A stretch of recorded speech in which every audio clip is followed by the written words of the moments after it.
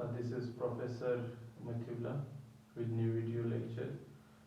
और इस video lecture में हम बात करेंगे अबाउट द फैक्टर्स जो असरअंदाज होते हैं वो अवामिल एंजाइम की एक्टिविटी पर। फैक्टर्स अफेक्टिंग एंजाइम एक्टिविटी यानी वो सारे फैक्टर्स जो एंजाइम को काम करने में या एंजाइम को काम के रोकने में आयल होते हैं। आगे बढ़ते हैं कि ऐसे कौन से फैक्टर्स हैं हमारे पास जो बेसिकली एक एंजाइम के प्रोसेस को हेल्प आउट या उसके प्रोसेस को स्टॉप करते हैं। फर्स्ट ऑफ ऑल जो फर्स्ट फैक्टर है हमारे पास दैट इज द टेम्परेचर। अब टेम्परेचर हम बात करते हैं कि ये किस तरह एंजाइम की एक्टिविटी पर असरअंदाज होता है। तो इस बात को समझने के लिए पहले हमारे पास तीन तरह के टेम्परेचर्स मौजूद हैं।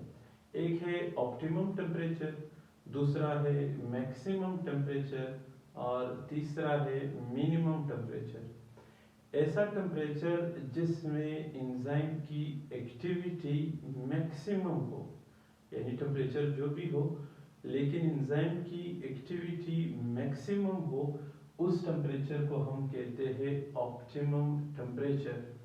वो टेम्परेचर, वो दर्जा हरारत जिसमें एंजाइम खुश हो, एंजाइम अपने काम को एक बेहतर अंदाज में आगे बढ़ा सके और उस काम को पाए तकमील तक पहुंचा सके, ऐसे टेम्परेचर को हम ऑप्टिमम टेम्परेचर कहते हैं।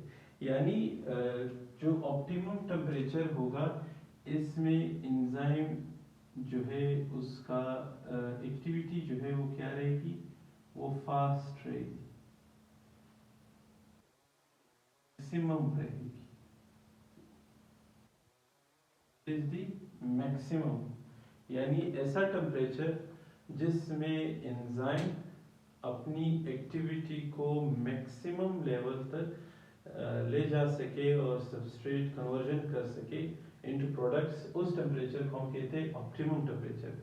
अब ह्यूमन बीइंग्स में जो ऑप्टिमम टेम्परेचर है वो 37 डिग्री सेंटीग्रेड है अप टिल 38 समहाउ। लेकिन जब ये टेम्परेचर ज़्यादा होगा पायरोक्सिया की शक्ल में, फीवर की शक्ल में, या कम होगा तो फिर एंजाइम की एक्टिविटी पर जो है वो असरअंदाज रहेगा। दूसरा जो टेम्परेचर है that is the maximum temperature.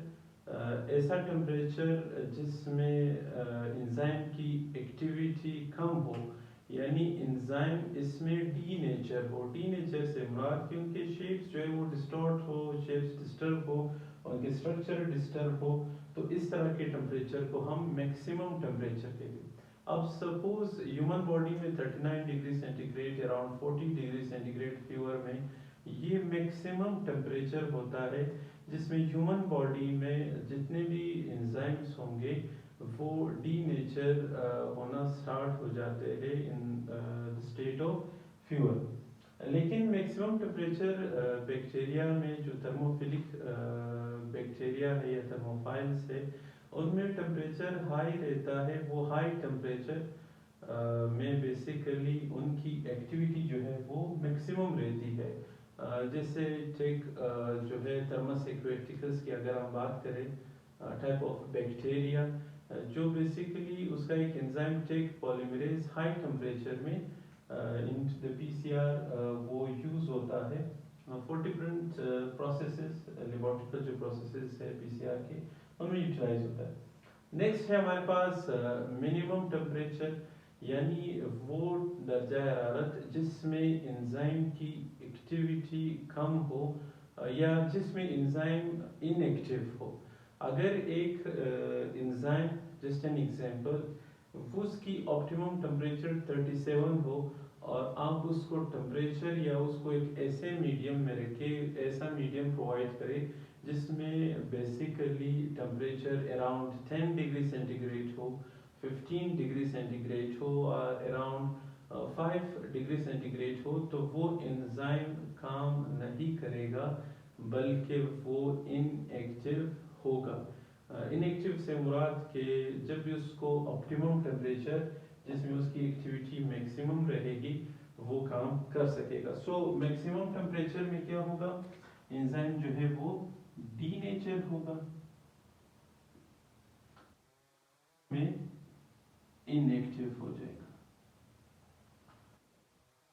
First factor temperature, जो बेसिकली एंजाइम की एक्टिविटी पर असरअंदाज होता है और उसकी एक्टिविटी को जो है इम्पैक्ट उस पर पड़ता है।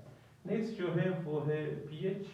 पीएच जो एक स्केल है 1 to 14, बेसिकली जो 7 होगा वो न्यूट्रल रहता है और 7 से जितने भी डिसेंडिंग ऑर्डर में हम जाएंगे 1 तक ये सारे एसिडिक है, और अगर हम असेंडिंग ऑर्डर में जाएंगे 8, 9, 10 till 11, 14 तक ये सारे अल्कलाइन हैं। अब जो एंजाइम एसिडिक होगा लाजमी ये ज़रूरी नहीं है कि वो अल्कलाइन टेम्परेचर में काम ना कर सके। बस ऐसे एक्सेप्शनल केसेस मौजूद है कि एक एंजाइम दोनों मीडियम में काम कर सकता है, लेकिन यहाँ पर अगेन ऑप्टिमम पीएच की बात आ जाती है।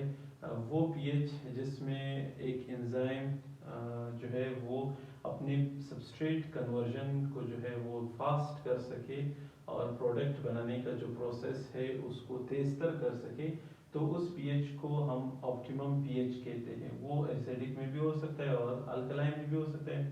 इसी तरह अगर हम कुछ डाइजेस्टिव एंजाइम्स की हम बात करें, दो एंजाइम्स हैं हमारे पास, एक है ट्रिप्सिन और दूसरा है पेप्सिन।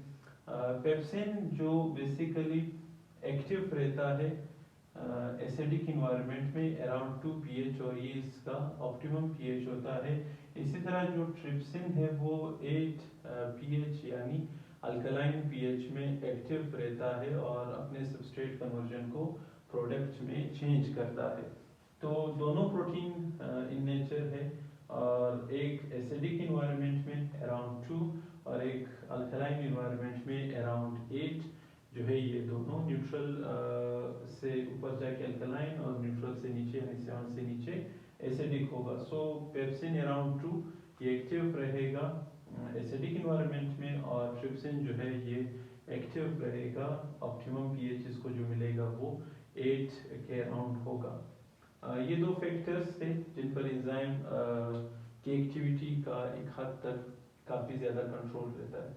अगर आप इन दोनों को कांस्टेंट रखते हैं और तीसरे फैक्टर की तरफ जाते हैं दैट इज़ एंजाइम कंसंट्रेशन, यानी अगर किसी मीडियम में सबस्ट्रेट ज़्यादा हो और वहाँ पर एक एंजाइम हो, इसको अगर हम कोरिलेट करें एक एग्जांपल के साथ कि अगर एक शॉप की हम एग्जांपल ले लें, वहाँ पर कस्टमर 100 हो और जो शॉपकीपर हो या जो डील करने वाला हो वो सिर्फ एक बंदा हो, तो जाहिर सी बात है 100 बंदों को डील तो कर लेगा लेकिन उसमें टाइम लगेगा। इसी तरह एंजाइम में चूँकि एक्टिव साइट्स होते हैं, तो अगर एक्टिव साइट से एक एंजाइम से फिलअप होगा, वो ऑक्यूपाई करेगा, तो दूसरे एंजाइम को कन्वर्ट या उसको अटैचमेंट के लिए इंतज़ार करना पड़ेगा और उसके लिए टाइम दरकार होगा। इसी तरह अगर हम एंजाइम कंसंट्रेशन इंक्रीज करते हैं keeping temperature and pH constant as per the condition, तो इसको जब हम इंक्रीज करेंगे एंजाइम कंसंट्रेशन को,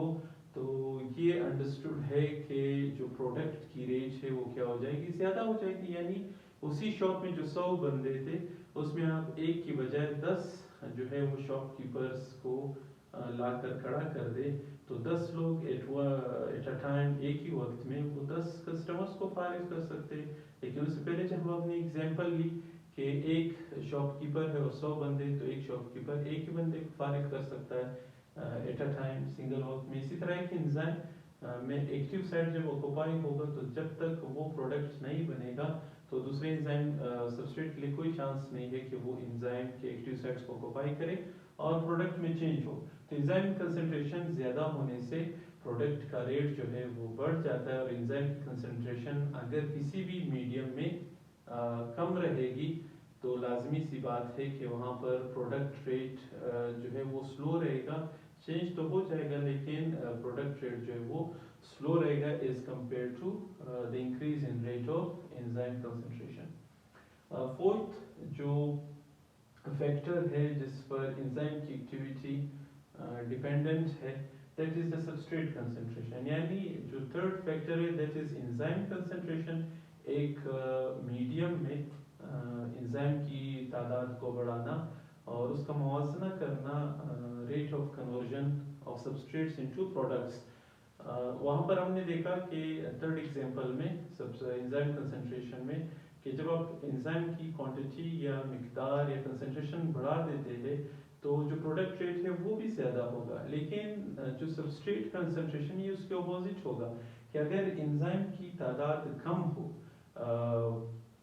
और सबस्ट्रेट की तादाद ज़्यादा हो, सबस्ट्रेट कंसंट्रेशन आप बढ़ा देते हैं और एंजाइम कम हो, तो लाजमी सी बात है जो प्रोडक्ट कन्वर्जन रेट होगा फ्रॉम सबस्ट्रेट वो कम रहेगा, क्योंकि एक एंजाइम एक ही वक्त में लाजमी सी बात है कि वो एक सबस्ट्रेट को एंटरटेन कर सकता है और उसको प्रोडक्ट में कन्वर्ट कर सकता है। जितना आप उसी शॉप की एग्जांपल लेते हुए कि कस्टमर जितने ज़्यादा बढ़ेंगे उतने ज़्यादा टाइम लगेगा उनको डील करने में, उनके जो इश्यूज है या उनकी जो ग्रॉसरी जो भी वो बाई करने आते हैं तो उनको डील करने में ज़्यादा टाइम। अगर 10 बंदे भी आप उस शॉप में इंक्लूड कर दे, वो वहाँ पर एंटरटेन कर रहे हो कस्टमर्स को, लेकिन आप तादाद बढ़ाते जाए कस्टमर्स, मतलब पहले राउंड में आप 20 बेच दे, फिर 20, फिर 20, और इसी तरह जितने आप कस्टमर्स रेट बढ़ाएंगे कस्टमर्स को डील करना तो एंड हो जाएगा, लेकिन इसमें टाइम ज़्यादा लगेगा क्योंकि एंजाइम में एक ही एक्टिव मतलब एक्टिव साइट होता है जो सबस्ट्रेट ऑक्यूपाई कर लेता है, तो फिर दूसरे सबस्ट्रेट को एंटरटेन करना at that time is not possible. तो एंजाइम कंसंट्रेशन बढ़ाने से जो सबस्ट्रेट का कन्वर्जन रेट है प्रोडक्ट में वो तेज़ हो जाता है। लेकिन जब आप सबस्ट्रेट ज़्यादा करते हैं, एंजाइम को कांस्टेंट इन तीनों फैक्टर्स को, टेम्परेचर को, पीएच को और इसी तरह जो एंजाइम कंसंट्रेशन इसको कांस्टेंट रखते हैं, जबकि सबस्ट्रेट कंसंट्रेशन आप बढ़ा देते हैं, यानी कस्टमर्स आप ज़्यादा कर देते हैं जबकि शॉपकीपर की तादाद वही है, तो लाजमी सी बात है उसमें जो रिएक्शन रेट होगा वो स्लो हो जाएगा। कौन सा rate? Conversion of substrate into products. तो ये 4 फैक्टर्स है। टेम्परेचर, 3 तरह के टेम्परेचर है, दैट्स ऑप्टिमम जिसमें एंजाइम खुश होता है और इसकी रेट ऑफ कन्वर्जन जो है वो मैक्सिमम होती है from substrate into products. Maximum में डीनेचर का रिस्क रहता है हमेशा, जबकि मिनिमम टेम्परेचर पे एंजाइम जो है वो इनएक्टिव रहता है, वो ज़्यादा बेहतर अंदाज से परफॉर्म नहीं कर सकता। पीएच अगेन 14 तक स्केल है जिसमें एसिडिक और अल्कलाइन को हम जांचते हैं। 6, 7 जो होगा वो न्यूट्रल होगा and back till 1 that is acidic and above then 7 that is alkaline and basic. So optimum pH वो pH जिसमें एक एंजाइम खुश होता है कि ज़्यादा से ज़्यादा वो हेल्प आउट कर सके सबस्ट्रेट को कन्वर्ट करने में इनटू प्रोडक्ट्स। सो ऑप्टिमम पीएच जो अराउंड रहता है वो 6 to 8 अक्सर एंजाइम्स के लिए ये रेट जो है वो ऑप्टिमम होता है। ट्रिप्सिन और पेप्सिन अगेन दो एग्जांपल्स है, दोनों प्रोटीन है, डाइजेस्टिव एंजाइम्स है, एक एसिडिक एनवायरनमेंट में बेहतर परफॉर्म करता है, दूसरा alkaline. Then enzyme concentration, this is understood कि एंजाइम की रेट आप ज़्यादा करेंगे तो प्रोडक्ट कन्वर्जन रेट वो तेज़ होगा, और इसी तरह सबस्ट्रेट कंसंट्रेशन आप ज़्यादा करेंगे प्रोडक्ट कन्वर्जन रेट स्लो होगा, कीपिंग एंजाइम optimum pH और temperature constant. So this was all about the factors affecting enzyme activity. Her factor का अपना एक रोल है कि एंजाइम को किस तरह वो उस पर असरअंदाज होता है, जिसको हमने बेहतर अंदाज से समझा। उम्मीद है कि आपको भी समझ आएगा। सो फिलहाल यहाँ तक, चलो नेक्स्ट लेक्चर पे।